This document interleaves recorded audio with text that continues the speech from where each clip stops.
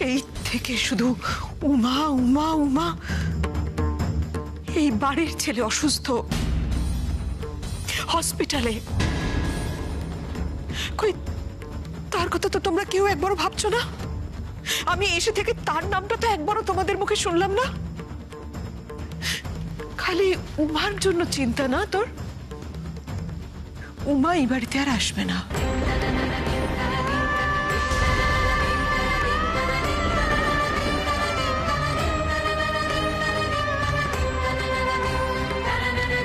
অভি ফিরে আসার পরেও ফিরবে না দিদি ভাই? ছোট, আমার ছেলে আগে সুস্থ হোক, তারপর আমি তোদের এইসব বিষয় নিয়ে ভাববো। পরে ভেবে দেখবার মতন গুরুত্বহীন বিষয়টাও তো নয় বোধহয় বৌদি ভাই, তুই সেটা ভালো করে জানিস। অবশ্য তোর বড় ছেলে গলার জোর ফাটিয়ে বলছে তো যে উমা দোষী উমা দোষী, তাহলেই তো দোষী প্রমাণ করা যায় না। ঘটনাটা প্রমাণ সাপেক্ষ।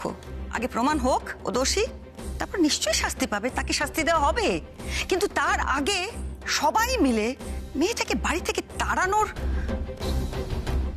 তোড়জোড়টা কেন হচ্ছে বৌদি ভাই, সেটা জানতে পারি কি?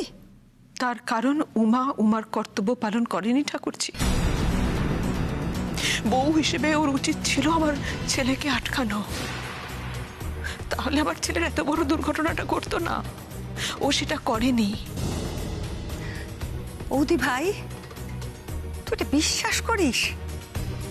তুই বিশ্বাস করিস উমা উমার কর্তব্য পালন করেনি? ও সুযোগটা পেল কোথায়? আসার পর থেকে তো আমি ওর বিরোধিতা করেছি। ওকে তো সুযোগটা দিতে হবে। আমার মনে হচ্ছে তুই অন্য কথা ভাবছিস, বলছিস অন্য কথা। এই যে উমার ক্রিকেট খেলতে যাওয়া, তার জন্য অভির এই অ্যাক্সিডেন্ট, সবটা গলিয়ে গেছে, সবটা মিশিয়ে ফেলেছিস। তুই ভাবছিস উমার জন্য এই অ্যাক্সিডেন্টটা হয়েছে, তো তাই তোর মায়ের মন কাঁদছে, সমস্ত দোষটা চাপাচ্ছে উমার ঘাড়ে। ভুল করছিস বৌদি ভাই, আরেকবার ভেবে দেখ, সব দোষটাকে উমার। আচ্ছা মানছি তোর মায়ের মন তাই ভাবছে হয়তো যে উমা স্ত্রীর কর্তব্য পালন করেনি বলে আজকে তোর ছেলের জীবনে এত বড় দুর্ঘটনা ঘটেছে।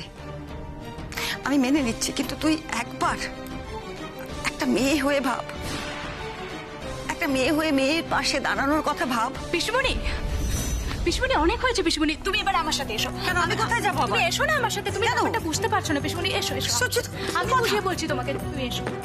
চলো চলো চলো। অফিসার দেখুন, আপনি একটু খেয়াল রাখবেন যাতে আমাদের বাড়ির সাথে এরকম ঘটনা আর না ঘটে। রইল উমার ব্যাপারটা, সেটা বাবা দেখে নিচ্ছে, যেন মানে উমার সঙ্গে সব রকমের সম্পর্ক ছিন্ন হয়, সেটা পুরো বাবা দেখে নিচ্ছে। দেখুন, এটা আপনাদের কমপ্লিটলি পারিবারিক ব্যাপার। তবে হ্যাঁ, এটা মাথায় রাখবেন যে উনি আপনার ভাইয়ের স্ত্রী। এমন কোনো কিছু করবেন না যেটা ইলিগাল হবে। অফিসার আপনি নিশ্চিন্তে থাকুন, পুরো ব্যাপারটা লিগালি হবে। আর মা, তুমি চিন্তা করো না, বাবা ব্যবস্থা করছে যাতে উমা কোনোদিনও ব্যান্ডেলের বাড়ি ছেড়ে এখানে না আসতে পারে। তুমি নিশ্চিন্তে থাকো।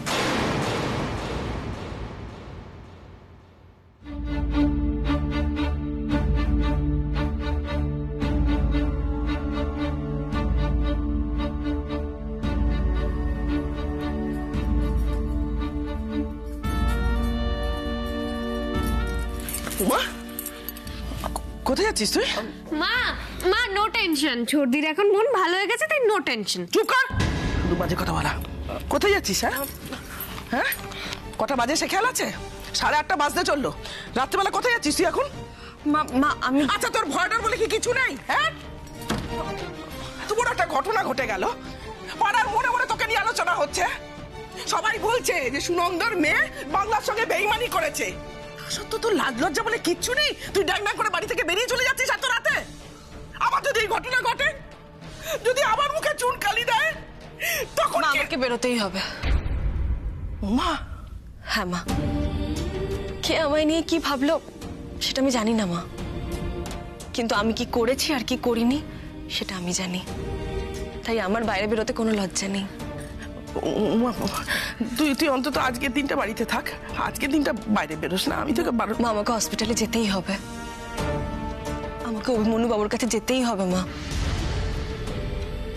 আমার বিপদে আপদে যে মানুষটা আমার পাশ থেকে এক মুহূর্তের জন্য সরেনি, আমিও তার পাশ থেকে সরবো না মা। আমি আজ রাতে হসপিটালেই থাকবো মা। কে জানে কোন দরকার পড়ে বলো। আমি সবটা জানি, কিন্তু আমি স্বার্থপরের মতোই তোকে বলছি, তুই আজকের দিনটা যাস না মা, শুধুমাত্র আজকের রাতটা বাড়িতে থাক। মা 1 ঘন্টার তো রাস্তা, আমি যদি এখন বেরোই আমি 9:30টার মধ্যে পৌঁছে যাব। তুই যদি বাসে ট্রেনে চড়িস তখন যদি লোকে তোকে চিনতে পারে। মা আমি তো বাসে ট্রেনে যাবই না। তাহলে মা বাবার মোপেডটা আছে না, আমি সেটা নিয়ে চলে যাব। এভাবে মুখে কিছু না দিয়ে বেরোস না, একটু দাঁড়া তুই। মানুষটা অসুস্থ, হসপিটালে একা আছেন। ওনার সুস্থ হয়ে বাড়ি না ফেরা পর্যন্ত আমার খাওয়া ঘুম কিচ্ছু হবে না মা। মানুষটা সুস্থ হয়ে বাড়ি ফিরে আসলে তবে আমার শান্তি। যে যাই বলুক, উনি তো আমার স্বামী। আমার স্মৃতিতে ওনার দেওয়া সিঁদুরে এখনো জ্বলজ্বল করছে মা। সেটা তো মিথ্যে হতে পারে না, তাই না? আর যে যাই বলুক মা, তুমি অন্তত আমাকে যেতে দাও। আমাকে ওই মানুষটার পাশে থাকতে দাও মা, আমাকে যেতে দাও।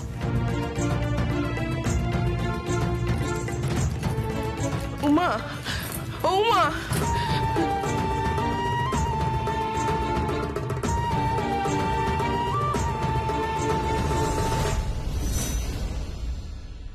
তোমার সাহস দেখে আমি অবাক হয়ে যাচ্ছি পিসুমণি।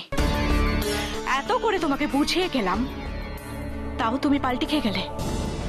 পাল্টি? ঠিকই বলেছ আলিয়া, পাল্টিই আমি খেয়েছিলাম। আমি যা নই তা হওয়ার চেষ্টা করেছিলাম শুধুমাত্র তোমার কথায়। তুমি আমাকে ভয় দেখিয়েছো বলে আমার স্বভাব বিরুদ্ধ কাজ আমি করেছি, কিন্তু আমি তো তা নই। যে কাজ করে আমি শান্তি পাবো না, আমার মানসিক শান্তি, বাদই দাও। ক্রমাগত বিবেক দংশনে মানসিক যন্ত্রণায় ভুগতে ভুগতে আমি এমন চরম সীমায় পৌঁছেছি যে নিজেকে শেষ করে দেওয়ার কথাও ভেবেছি। তোমাকে বলে কি লাভ, তুমি তো ধ্বংসের খেলায় মেতেছ। তবে একটা কথা তোমাকে বলে রাখি, আর পারবো না। আমি যা নই আমি তা হতে পারবো না। সে আমার ওই অপরাধী স্বামীর জন্য নয়, তার সম্মান বাঁচানোর জন্য নয়। আমি চাই না ওই রকম স্বামী স্ত্রী হয়ে ওই পরিচয় নিয়ে বেঁচে থাকতে। আমি পারবো না তোমার কথা মতন কাজ করতে। বেশ, তবে তোমার এই পরিচয় আর বেশি দিন থাকবে না পিসুমণি। খুব শিগগিরই তোমার পরিচয় হবে একজন চোর চচ্চর জেল খাটা আসামি স্ত্রী। তোমার স্বামী যে আমার বাবার থেকে 11 লক্ষ টাকা নিয়ে তা শোধ করেনি, সেটাকে আমি ইস্যু বানিয়ে এবার তোমার স্বামীকে জেলে পাঠাবো। দেখে নিও তুমি। পাঠাও পাঠাও, কারণ আমি বিশ্বাস করি যে অন্যায় করেছে তার শাস্তি হওয়া উচিত, জেল হওয়া উচিত। পাঠাও। আচ্ছা আলিয়া, তুমিও কি এই কথাটা বিশ্বাস করো যে অন্যায় করেছে তার শাস্তি হওয়া উচিত? তাহলে তো তোমারও শাস্তি পাওয়া উচিত, কারণ তুমিই তো বলেছিলে আমাকে উমার খাবারে ওষুধ মেশাতে, চরম অন্যায়টা করতে বলেছিলে না? তাহলে তো তোমার শাস্তি পাওয়া আগে উচিত। তাই নাকি? শুধু তাই নয়, তুমি যে আমার দুর্বলতাকে হাতিয়ার হিসেবে ব্যবহার করে তোমার কার্যসিদ্ধি করতে চাইছো তা কি আমি বুঝিনি? আমি এটাও বুঝেছি যে উমা খেলায় গড়াপেটা করেনি, তার পেছনে তোমারই ষড়যন্ত্র কাজ করেছে। এত রেগে যাও না। এবার ধরো আমি রেগে গেলাম, মানে হতেই তো পারে আমি খুব রেগে গেলাম, গিয়ে নিচে গিয়ে বলে দিলাম সবাইকে যে তুমি কি কি করেছো, বা ধরো বললাম গিয়ে যে এই যে উমাকে অভিযুক্ত করা হচ্ছে না ম্যাচের গড়াপেটার কারণে, এর একটা বিস্তারিত তদন্তের প্রয়োজন আছে, তদন্ত করা হোক। আচ্ছা আমার কথা বাদ দাও, আমি কে? একটা বাজে লোক যাকে ভয় দেখানো যায়। অভিও কিন্তু একই কথা বলতে পারে বা বলবে যে তদন্ত করা হোক। কি যাবো নাকি? বলবো কি? যাও যাও, গিয়ে বলো কি প্রমাণ আছে তোমার হাতে। হ্যাঁ, কোনো প্রমাণ আছে কি তোমার হাতে? কে বিশ্বাস করবে তোমার কথা? এসব কথা কেউ প্রমাণ ছাড়া বিশ্বাস করবে না পিসুমণি, যে আমি তোমাকে এসব কাজ করতে বলেছি। তুমি উমার উপর রাগ করে এই কাজটা করেছো। তুমি ওকে সহ্য করতে পারো না, তাই তুমি ওর খাবারে ওষুধ মিশিয়েছো। আর এখন তুমি ভয় পেয়ে উমা উমা করছো, ওর প্রতি বেশি ভালোবাসা দেখাচ্ছ, সিম্পাথি দেখাচ্ছ। এটাই সবাই বিশ্বাস করবে পিসুমণি।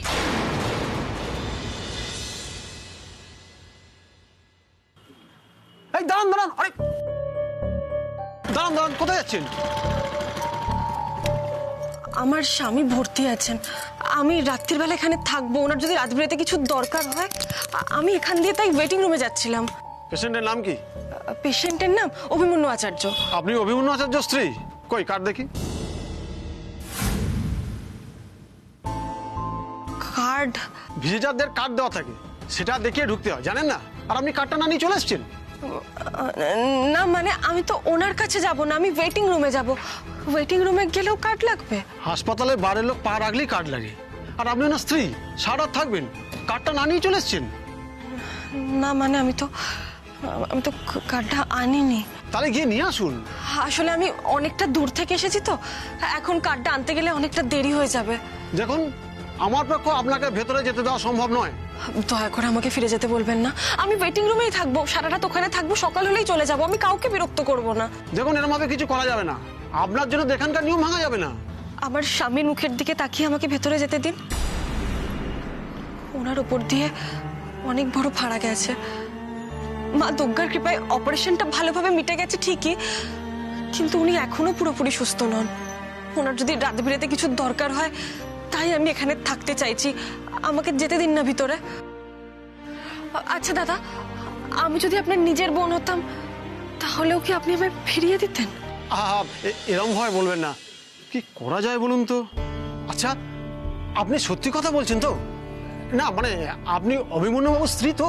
আমি মিথ্যে বললে আপনি বুঝতে পারতেন না। আচ্ছা এখন আমাকে ভেতরে যেতে দিন, তারপর আপনি আমার নাম ধাম সব যাচাই করে নেবেন। আমার নাম উমা।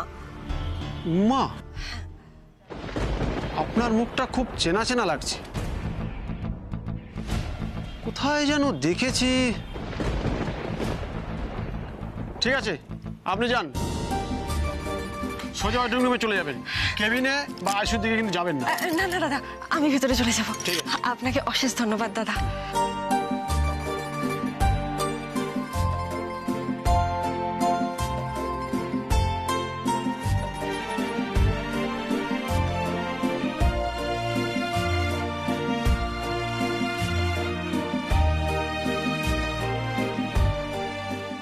এই নিন গয়না বড়ি,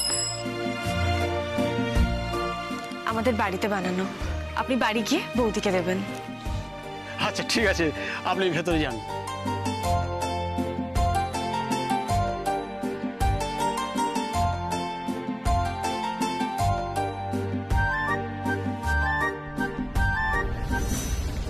শুধু উমাকে নয়, আলিয়া, আমি তোমাকেও খুব ভালোবাসতাম, এখনো বাসি। শুধু উমার জন্য কেন বলছো? আচ্ছা আমাকে একটা কথা বলবে, তুমি কেন আচ্ছা আমার জীবন তো শেষই হতে চলেছে, একটা বাচ্চা মেয়ের জীবন ওইভাবে নষ্ট করছো কেন? কেন এই ভুল খেলায় মেতেছো তুমি? ওইভাবে মানুষের ভালোবাসা পাওয়া যায় না, ওইভাবে তুমি অভিকে পেতে পারো না। আমি একটা কথা বলবো, তাতে তুমিও শান্তি পাবে, অভিও শান্তি পাবে। অভিকে এবার মুক্তি দাও। মুক্তি কি বলছো পিসুমণি? আবার সুযোগ এসেছে আমার হাতে এইবারে বউ হয়ে আসার। কি বলছো কি আলিয়া? তোমার কি বুদ্ধিভ্রংশ হয়েছে? হ্যাঁ, অভি উমার মাথায় সিঁদুর পরিয়ে দিয়েছে, সে বিশ্বাস করে, সে সিঁদুরের মর্যাদা রাখতে জানে, সে অভি ওকে স্ত্রী বলে মানে, আর সেটাই সত্যি। উমা অভির স্ত্রী ছিল, এখন ওসব অতীত। উমাকে ওর বাড়ি পাঠিয়ে দেওয়া হয়েছে। উমা আর কোনোদিনও অভির জীবনে ফিরে আসতে পারবে না পিসুমণি। এসব তুমি কি বলছো? কেন বলছো? যা ঘটেছে সেটাই বললাম। একটা কথা মন দিয়ে শুনে রাখো পিসমণি, এই একটা শেষ সুযোগ এসেছে আমার হাতে, আর এবার অভিকে পাওয়ার রাস্তায় আমার পথে কেউ যদি বাধা হয়ে দাঁড়িয়েছে তাহলে আমি কাউকে ছাড়বো না, কাউকে না, সে যেই হোক না কেন। এবার অভি আমার হবে, আমি অভিকে আর কারুর হতে দেব না, কারুর না। অভি তোমার, এটা তুমি জানো। অভি জানে, অভি মানে যে অভি তোমার? তুমি মনে করো জবরদস্তি জোর করে ভালোবাসা আদায় করা যায়? অভি যদি অস্বীকার করে যে না আমি উমাকে ছেড়ে দিতে পারি না তোমার কথায়, তখন তুমি কি করবে? আমি নিশ্চিত আমার ছেলেকে আমি যতটুকু চিনি, যেভাবে মানুষ করেছে, অভি অস্বীকার করবেই। অভি তোমাকে কোনো দিনও স্ত্রী হিসেবে মেনে নেবে না, নিতে পারে না। নেবে, অভিকে আমায় বিয়ে করতেই হবে, যে কোনো মূল্যে হোক অভিকে আমার স্মৃতিতে সিঁদুর পরাতেই হবে। এই আচার্য বাড়ির বউ হব আমি, ওই উমা নয়। আর সেটা যদি না হয় তাহলে আমি কাউকে ছাড়ব না, এটা আমার কমিটমেন্ট, আলিয়া বোসের কমিটমেন্ট।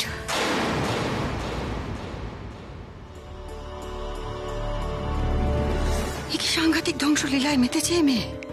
এতটুকু মেয়ে, এত প্রতিশোধ স্পৃহা, এত হিংস্রতা! হে ভগবান, ও তো ধ্বংসের পথে দৌড়চ্ছে, ওকে আটকাবো কি করে? কিন্তু ওকে না আটকালে যে সর্বনাশ হয়ে যাবে, ওকে তো আটকাতেই হবে।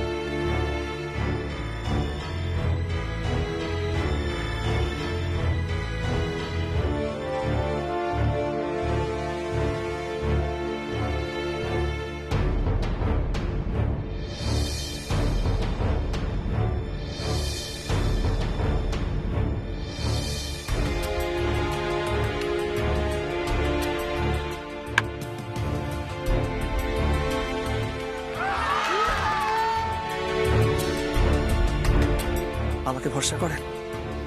করি।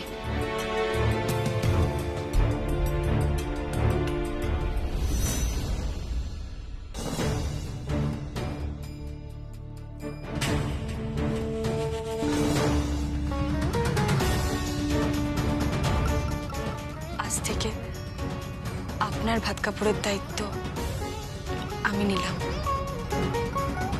আমি যেন ফিরে এসে এটাই শুনি যে আপনি বেঙ্গলে হয়ে খুব ভালো প্র্যাকটিস করেছেন, সিলেক্টররা আপনার ছাড়া টিম বানাতে পারছে না।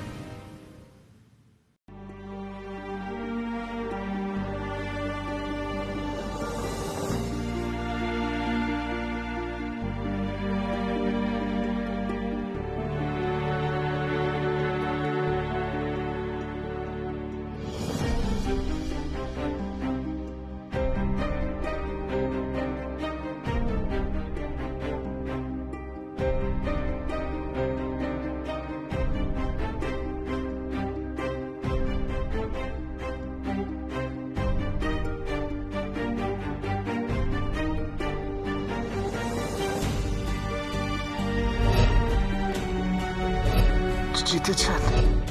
অভিমন্যু বাবু এখন কেমন আছেন, জ্ঞানে ফিরেছে কিনা জানতে পারলে তো ভালোই হতো। একবার রিসেপশনে গিয়ে জিজ্ঞাসা করব। না না থাক, আমি কে, কার জন্য এখানে এসেছি এইসব নিয়ে আর কাউকে কিছু জানানোর দরকার নেই। কেউ বুঝতে পারলেই হাজার একটা প্রশ্ন করে মাথা খেয়ে নেবে। এত প্রশ্নের উত্তর দিতে আর ভালো লাগছে না। আগে অভিমন্যু বাবু সুস্থ হন, তারপর আমি দেখে নেব। এত অপমান আমি মুখ বুজে সহ্য করবো না অভিমন্যু বাবু। শুধু শুধু আপনি যেন চলে যাবেন না বাবার মতো। আপনি থাকুন, থাকলে তবেই না দেখতে পাবেন আপনার পছন্দের সেই লড়াকু মাকে। আপনি সুস্থ না হয়ে উঠলে তো আমি